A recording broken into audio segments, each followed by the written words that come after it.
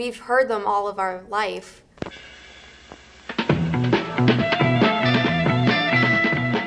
This is your brain on drugs. Blood pressure increases. He feels unusual hunger. Like just bashing them, saying, "Oh, you're gonna die if you do this." This is what your family goes through, and your friends and money. And we've heard it so many times that it kind of doesn't scare us anymore.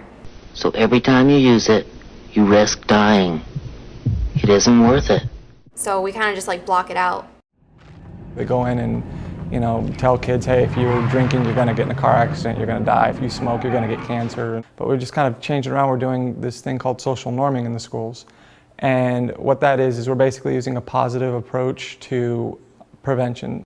We do surveys, anonymous surveys every year in the school district.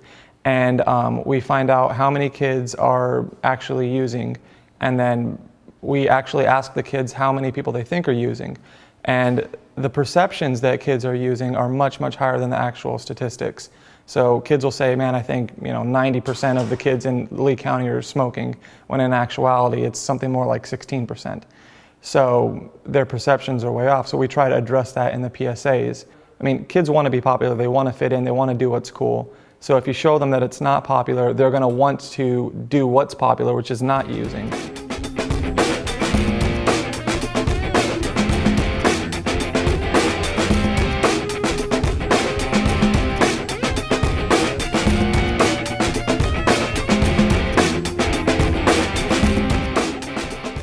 They're shocked. Yeah, usually because, like, what you usually hear bad things. These practices have spread to colleges, high schools, and even elementary schools. The students are being exposed to drugs that... That's what shocked people because mostly they hear about it constantly. They hear it on the news or from their parents or teachers or whatever saying, man, everybody's getting drunk, it's such a huge problem, when in reality it's just a small minority of the kids that are actually doing it that's getting all the focus. We've been doing it for 3 years now, and we're watching steadily the amount of usage coming down and the perceptions altering as well. It's becoming a little bit closer to reality, where they're like, maybe not everybody's doing it, Most kids think that, by doing these things, they're gonna be more accepted.